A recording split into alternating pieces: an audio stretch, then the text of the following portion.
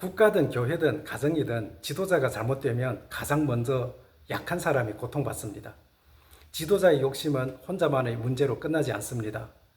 왕이 불의하면 백성이 고통받고, 목회자가 타락하면 성도들이 상처받으며, 부모가 책임을 외면하면 자녀들이 아픔을 겪습니다.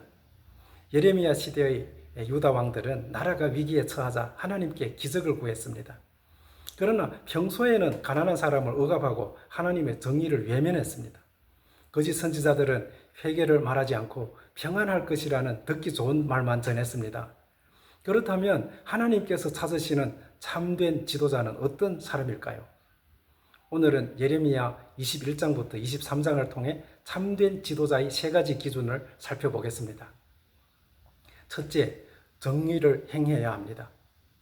예레미야 21장은 유다의 마지막 왕 시드기야 시대를 배경으로 합니다.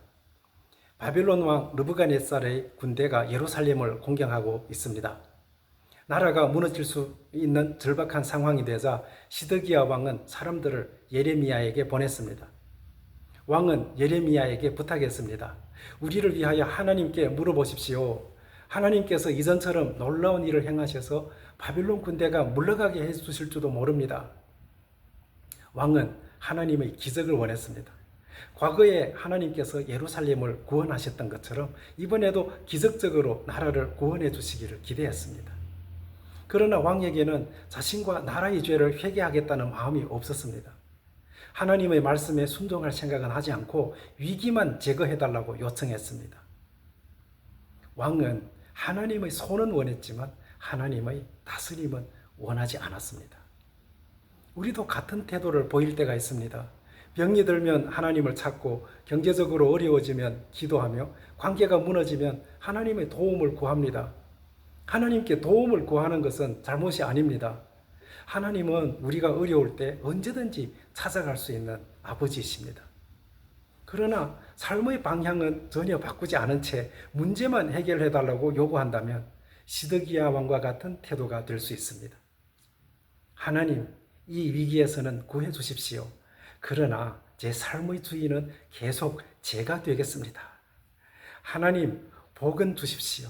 그러나 제 욕심은 내려놓지 않겠습니다. 하나님, 관계를 회복시켜 주십시오. 그러나 제가 잘못한 일은 인정하지 않겠습니다.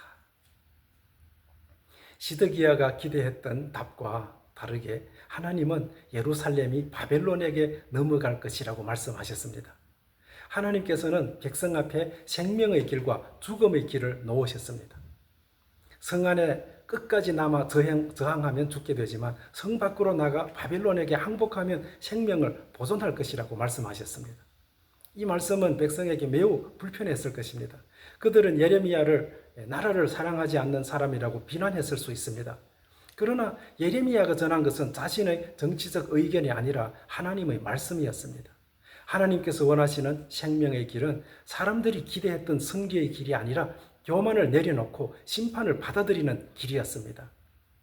때로 하나님의 구원은 우리가 원하는 방식으로 나타나지 않습니다. 우리는 문제를 즉시 제거해달라고 기도하지만 하나님은 먼저 우리의 교만을 내려놓게 하십니다. 우리는 반드시 이기게 해달라고 기도하지만 하나님은 잘못을 인정하고 물러나게 하실 수 있습니다. 우리는 이전의 자리로 돌아가게 해달라고 기도하지만 하나님은 새로운 길을 시작하게 하실 수 있습니다. 하나님의 응답이 우리의 기대와 다르다고 해서 하나님이 우리를 버리신 것은 아니지요. 불편하더라도 하나님의 말씀을 따르는 것이 생명의 길입니다. 하나님께서는 다윗 왕가에 매우 분명한 명령을 주셨습니다. 아침마다 공평하게 재판하고 착취당한 사람을 압제자의 손에서 구하라고 하셨습니다. 예레미야 22장에서는 더 구체적으로 말씀하십니다. 공의와 정의를 행하고 이방인과 고아와 과부를 학대하지 말며 무죄한 사람의 피를 흘리지 말라고 하셨습니다. 왜 하나님께서는 왕에게 이런 명령을 반복하셨을까요? 왕의 책임은 자신의 권력과 왕궁을 크게 만드는 것이 아니었습니다. 백성을 보호하고 특별히 스스로를 보호할 힘이 없는 사람에게 정의가 이루어지게 하는 것이었습니다. 그러나 여호야김 왕은 자신을 위해 크고 화려한 왕궁을 지었어요. 넓은 방을 만들고 창문을 내고 백향목으로 장식하면서 붉은색을 칠했습니다. 문제는 왕궁이 아름답다는 것이 아니었지요. 그 건물을 짓는 과정에서 사람들에게 일을 시키고도 정당한 임금을 주지 않았습니다. 왕은 백성의 노동을 이용하여 자신의 화려함을 쌓았습니다. 하나님께서는 여호야김에게 이렇게 물으셨습니다. 너희가 백향목을 많이 사용한다고 해서 참된 왕이 되는 것이냐? 왕의 위대함은 궁전의 크기로 증명되지 않습니다. 권력의 크기와 재산의 많음도 좋은 지도자의 기준이 아닙니다. 하나님은 여호야김의 아버지 요시야를 언급하십니다. 요시야도 먹고 마시며 왕으로 살았지만 공의와 정의를 행했습니다. 가난한 사람과 궁핍한 사람의 권리를 지켜주었습니다. 그러자 하나님께서 말씀하십니다. 이것이 나를 아는 것이 아니냐. 하나님을 안다는 것은 하나님에 관한 정보를 많이 가지고 있다는 뜻만 아닙니다. 성경 지식을 많이 알고 기도를 유창하게 하며 종교적인 직분을 가지고 있다고 해서 자동으로 하나님을 아는 것은 아닙니다. 하나님을 아는 사람은 하나님께서 사랑하시는 것을 사랑합니다. 하나님께서 약한 사람의 눈물을 보신다면 우리도 그 눈물을 외면하지 않습니다. 하나님께서 불의를 미워하신다면 우리도 자신의 이익을 위해 다른 사람을 이용하지 않습니다. 하나님을 안다는 증거는 권력이 아니라 약한 사람을 대하는 태도에서 나타납니다. 이 말씀은 정치 지도자에게만 해당하지 않습니다. 목회자는 교인들을 자신의 성공을 위한 숫자로 여기서는 안 됩니다. 교회 직분자는 직분을 권리로 사용하지 말고 섬김으로 사용해야 합니다. 회사의 책임자는 직원들의 노동에 정당한 대가를 지급해야 합니다. 부모는 자녀를 자신의 이루지 못한 꿈을 대신 이루는 도구로 삼아서는 안 됩니다. 우리 모두에게는 하나님께서 맡겨주신 사람이 있습니다. 그러므로 우리는 물어야 합니다. 나는 내게 주어진 권한으로 사람을 살리고 있는가? 아니면 다른 사람을 이용하여 나 자신을 높이고 있는가?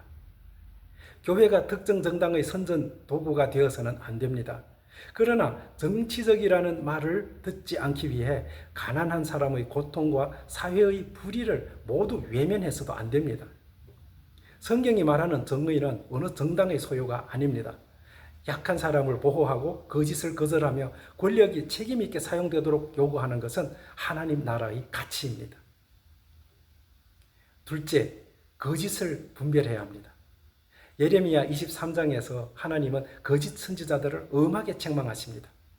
그들은 하나님의 이름으로 말했지만 하나님께서 보내신 사람들이 아니었습니다. 자신의 생각과 꿈을 하나님께 받은 계시처럼 전했습니다. 하나님께서 말씀하지 않으셨는데도 하나님께서 말씀하셨다고 주장했습니다. 그들은 하나님을 멸시하는 사람들에게 계속 평안할 것이라고 말했습니다. 자기 마음의 완고함을 따라 사는 사람들에게도 재앙이 임하지 않을 것이라고 약속했습니다. 그 말을 들은 사람들은 회개할 필요를 느끼지 못했습니다. 죄를 계속 지으면서도 괜찮을 것이라고 생각했습니다. 거짓 선지자들은 죄인을 회복시킨 것이 아니라 죄 가운데 계속 머물도록 만들었습니다. 하나님께서는 그들이 악을 행하는 사람의 손을 강하게 하여 아무도 악에서 돌아오지 못하게 했다고 말씀하셨습니다. 거짓 위로는 사람을 편안하게 만들 수 있지만 사람을 구원하지는 못합니다. 한 건물에서 불이 났다고 생각해 보십시오. 아직 연기가 많지 않아 사람들은 위험을 느끼지 못하고 있습니다. 그런데 화재 경보기가 울리기 시작합니다. 그때 안내 방송을 맡은 사람이 사람들이 불안해할까 봐 이렇게 말했다고 합시다. 여러분, 아무 문제도 없습니다. 계속 방 안에 계십시오. 곧 모든 것이 괜찮아질 것입니다. 이 말은 듣기에는 얼마나 편해요. 그러나 실제로 불이 번지고 있다면 그 안에는 사람을 죽음으로 이끄는 거짓말입니다. 참으로 참된 안내자는 사람들을 불편하게 만들더라도 참된 말을 해야 합니다. 지금 즉시 짐을 내려놓고 비상구를 통해 밖으로 나가십시오. 이렇게 사람을 살리는 말은 항상 듣기 좋은 말만은 아닙니다. 때로는 우리가 가던 길을 멈추게 하고 잘못된 선택을 인정하게 하며 빨리 방향을 바꾸게 합니다. 하나님께서는 자신의 말씀을 불과 같고 바위를 깨뜨리는 방망이와 같다고 말씀하십니다. 불은 더러운 것을 태우고 정결하게 하지요. 방망이는 굳은 바위를 깨뜨립니다. 하나님의 말씀은 우리의 죄를 그대로 두지 않습니다. 교만을 태워버리고 굳은 마음을 깨뜨리며 거짓된 안전감에서 깨어나게 합니다. 그러나 말씀의 불과 방망이는 상처 입은 사람을 함부로 공격하기 위한 도구가 아닙니다. 말씀을 전하는 사람이 자기 분노를 쏟아내고 다른 사람을 정죄하면서 나는 진리를 말하고 있다고 주장해서는 안 됩니다. 하나님의 말씀은 죄를 깨뜨리지만 회개하는 죄인을 살립니다. 교만한 사람은 낮추지만 상한 마음은 싸매어 줍니다. 억압하는 권력은 책망하지만 억압받는 사람에게는 소망을 줍니다. 그렇다면 거짓 선지자를 어떻게 분별할 수 있을까요? 첫째, 그가 전하는 말씀이 성경 전체의 가르침과 일치하는지 살펴야 합니다.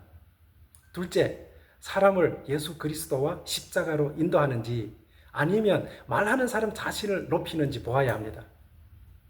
셋째, 회개와 거룩함을 말하는지 아니면 성공과 축복만 약속하는지 살펴야 합니다.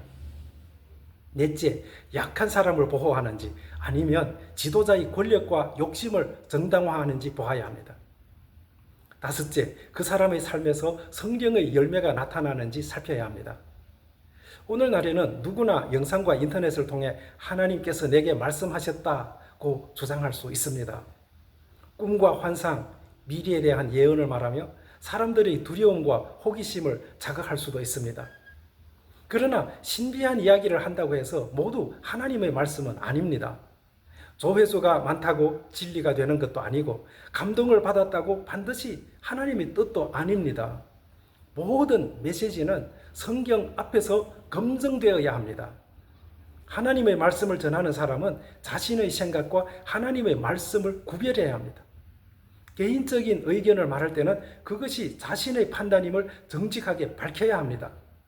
자신의 욕심과 정치적 입장을 하나님의 뜻이라고 포장해서는 안 되죠. 하나님의 이름을 이용하여 사람을 두려움으로 통제해서도 안 되는 것입니다. 거짓 목자는 양을 자신의 목적을 위해 이용합니다. 참된 목자는 양이 하나님의 음성을 듣도록 돕습니다. 셋째, 참된 왕을 바라보아야 합니다. 예레미야 23장은 잘못된 목자들에 대한 심판으로 시작합니다. 하나님께서는 양떼를 멸하고 흩어버린 목자들에게 화가 있을 것이라고 말씀하십니다. 목자는 양을 모으고 보호해야 합니다. 그러나 유다의 왕과 종교 지도자들은 백성을 보호하지 않았습니다. 자신의 권력과 이익을 위해 백성을 이용했고 결국 백성은 흩어지고 나라가 무너졌습니다.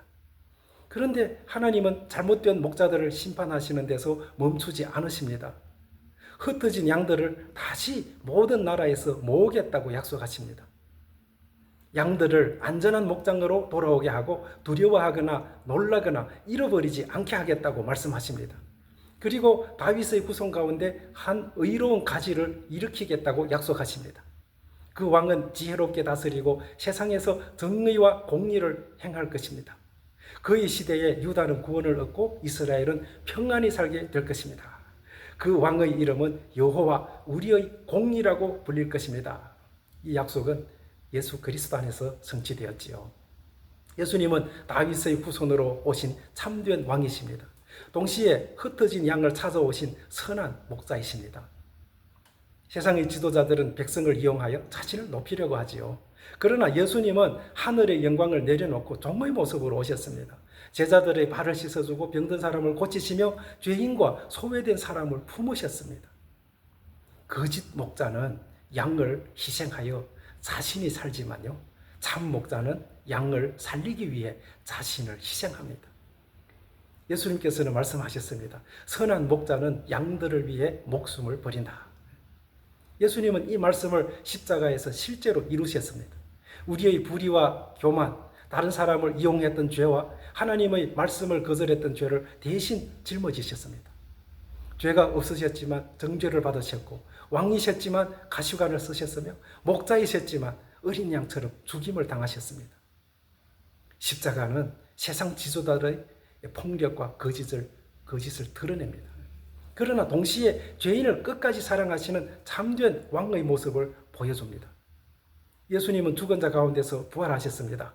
부활은 십자가에 못 박히신 예수님이 참된 왕이심을 선포하신 것입니다.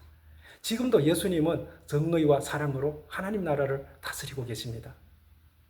예레미야가 약속한 왕은 여호와 우리의 공의라고 부릅니다. 우리는 자신의 의로 하나님 앞에 설 수 없습니다. 지도자만 불의한 것이 아닙니다. 우리 안에도 다른 사람을 지배하고 싶고 인정받고 높아지려는 욕망이 있습니다.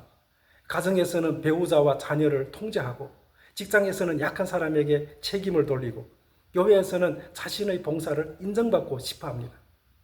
우리도 참 목자보다 불의한 지도자의 모습을 닮을 때가 많습니다. 그러므로 우리에게는 우리 밖에서 오는 의가 필요합니다. 예수님께서 우리의 죄를 담당하시고 자신의 의를 우리에게 입혀주십니다. 우리는 자신의 선함으로 구원받은 것이 아니라 예수 그리스도를 믿음으로 의롭다 하심을 받습니다. 그리고 그 은혜를 받은 사람은 예수님의 통치 아래에서 새로운 삶을 시작합니다. 지배하는 사람이 아니라 섬기는 사람이 되고, 약한 사람을 이용하지 않고 보호하며, 거짓말로 자신을 지키지 않고 진실을 선택합니다. 이것이 하나님 나라의 백성의 모습입니다. 혹시 교회 지도자에게 상처받은 분이 계십니까?